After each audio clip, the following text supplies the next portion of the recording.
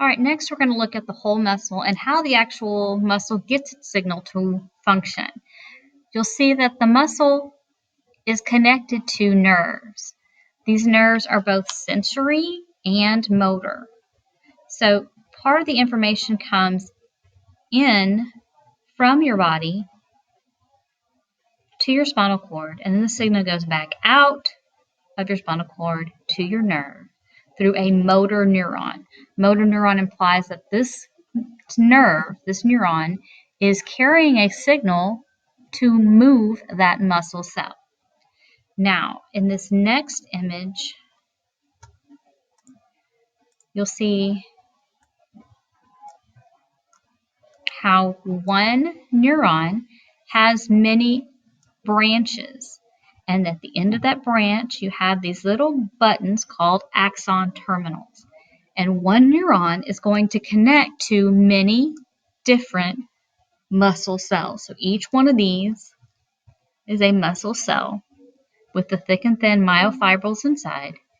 So one motor neuron is connecting to many different muscle cells within one whole muscle. Okay.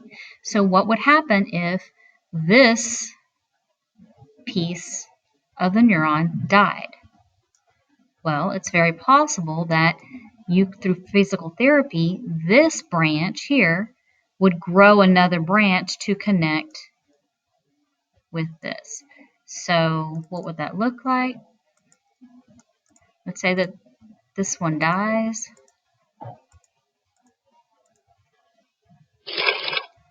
See that this one dies. So this one dies. Dead. Dead, dead, dead, dead, dead, dead, dead, dead. So that's okay because we have another branch of that same motor neuron giving that muscle cell a signal. But let's say this one died too. We have one muscle cell without any direction. Well, it is possible through physical therapy, as I said, that maybe this nerve here grew a branch to connect to that muscle cell. And maybe this one grew a branch over here, probably would come out like right here, so that it control that piece of the muscle cell.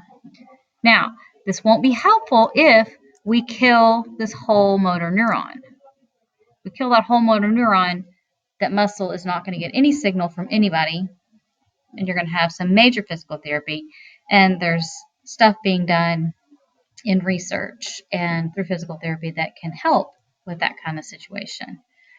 But if we do just a little bit of motor neuron damage, it is possible that part of the branch can grow and control a different muscle cell again. All right, let's go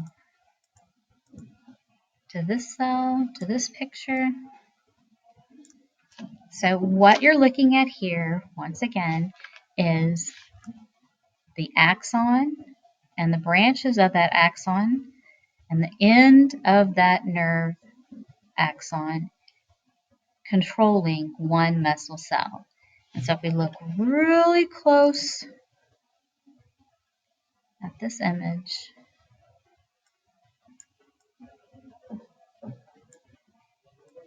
right here, okay, so this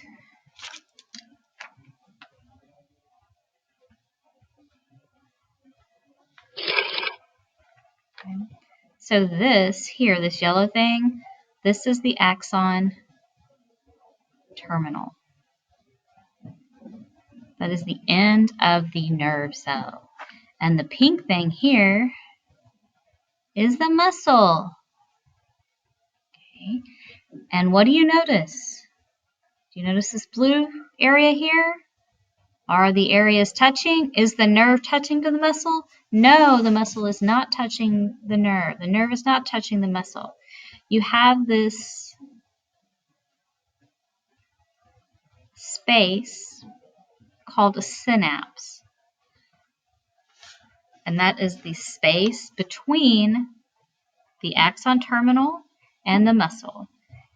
And that's exactly what it is. It's space. That a nerve does not technically touch a muscle. You've got that empty space there that allows communication.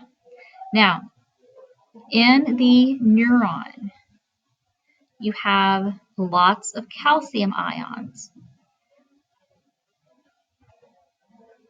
Those calcium ions are a big piece of the communication between the neuron and the muscle. Down here, this yellow is supposed to be the axon terminal.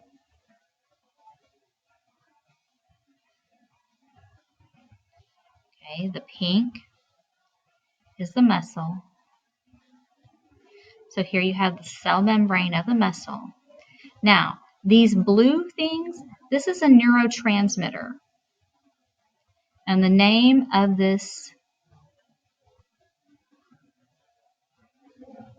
neurotransmitter is acetylcholine. Big picture. When your nerve is stimulated, it will release the neurotransmitter acetylcholine into the synapse. Then this acetylcholine binds to the cell membrane of the muscle cell and triggers the signal to continue down the muscle and eventually ending in a muscle contraction. So in the next image, you'll see a detailed picture of the neuron and the muscle connection.